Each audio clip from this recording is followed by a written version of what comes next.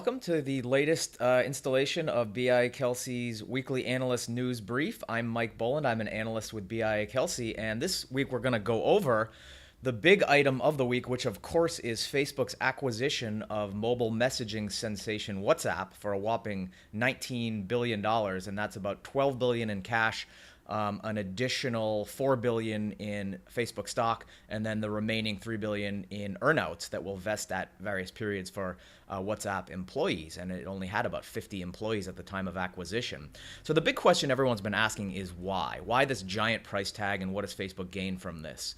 So first off, a lot of this can go back to looking at really what Facebook's model is based on. In being a social network, and what it's built in particular, it is based highly on gaining network effect and gaining new users in order to really follow on, Metcalfe's law, which dictates that the value of any given network increases exponentially as nodes are added to that network. It's really the basis of the concept of network effect. But for Facebook, it really gains a high lifetime value of each user that it adds, given that there's a high kind of switching cost and a high lock-in effect for Facebook. And it's done a lot to create that, despite what you probably hear a lot about a lot of teenagers and different demographics that are ejecting from Facebook. It's the name of the game for Facebook is bringing in new users.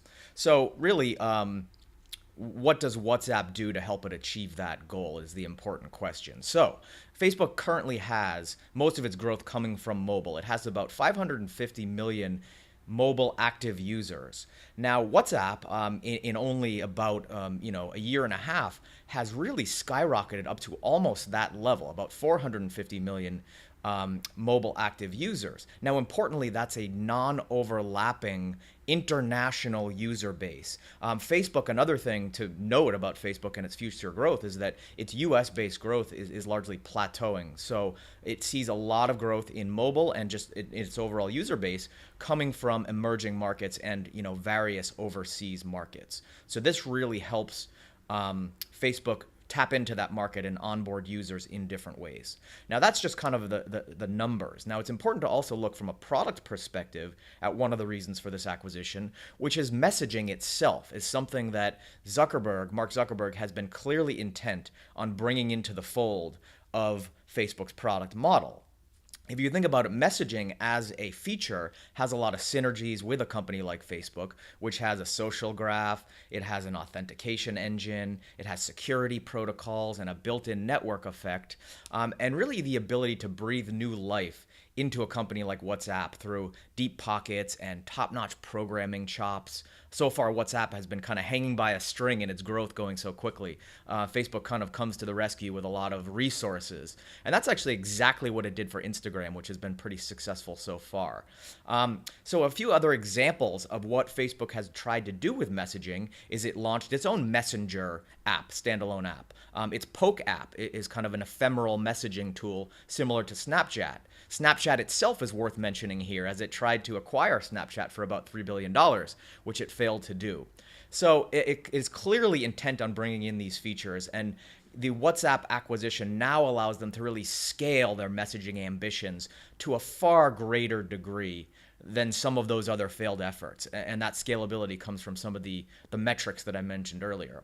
And it's interesting, too, that the degree to which this is so imperative for Facebook and its future ambitions is really reflected in this price tag. It's such a central element of Mark Zuckerberg's future vision for Facebook's growth and really its ability to hold ownership of the social graph that it's, came at a seemingly illogical price tag.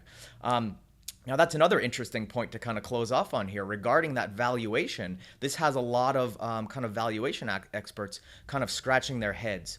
And that's kind of a sticky topic. We've seen the kind of the tech world and startups and valuations really move away from traditional metrics of valuation, such as revenue multiples or average revenue per user, and really kind of go back to another traditional metric in valuations, which is projection of future cash flows.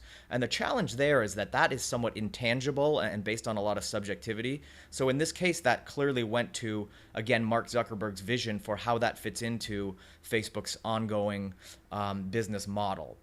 So this is going to be very important to watch. And I think that it's interesting also in that, a lot of naysayers also kind of came up and spoke up in similar ways when we saw Google acquire YouTube almost a decade ago for about $5.5 billion, which was an unheard of price tag back then. But that has turned out to be a very smart acquisition that really panned out in a lot of the ways that they, reported at the time were their objectives and their criteria for investment. But then you have a long line of other tech investments that went bad, of course. News Corp acquiring MySpace. They should have called it NewSpace. And of course, Google acquiring Motorola. You have, HP Compaq, a long line of them. So who knows if this will go the way of Google MySpace or some of those other failed missions. It's going to be exciting to watch, that much is for sure, as this kind of comes to fruition. And then also, what this has done, and a telling sign as a milestone in the tech investment community and in the tech innovation community. This really is kind of a milestone, telling of what a lot of people are calling a bubble. I don't believe to be the case. We're certainly in a different environment, and it's going to be exciting to continue watching what's happening. So we're going to do so on our blog, which you can read at blog.biakelsey.com. And come back here for more videos. We're going to be covering this in video monologues like this, but also a lot of analyst roundtables, blog posts, and a lot of other ways we'll be coming at you. So I'm Mike Boland. Thanks for listening, and we'll catch you next time.